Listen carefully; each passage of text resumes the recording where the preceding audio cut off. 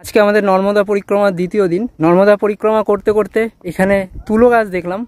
এত সুন্দর তুলোগুলো হয়ে রয়েছে, তোমাদের দেখায় ফুল কিরকম হয়, ফল কিরকম হয়। এই টাইপের ফুল হয়, ঠিক আছে। আর যদি ফল বলো, এই টাইপের ফল হয়। এই যে সাদা সাদা তুলো হচ্ছে, এবার ফেটে যেটা হবে সেটা হবে এরকম। এই যে ফেটে বেরোয় এরকম তুলো, এটা ফাইনাল তুলো।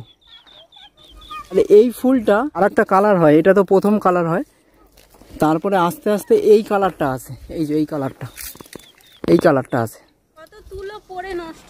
কি সুন্দর ফুলগুলো দেখো। ওই আমি বলেছি তো, প্রথমে কড়ি আসে, ফুল হয়, তারপরে একটা ফলের মতো হয়, ফলটা পাকে, তারপর তুলো হয়। এই যে ফলটা পেকে তুলো হবে, ফলটা পেকে যাবে, তারপর তুলো হবে। আর দেখো এইটার পরে এই কালারের ফুলটা, এই কালারের ফুলটা আসে, সেই পদ্ম ফুলের মতো। ঠিক নর্মদে হাট।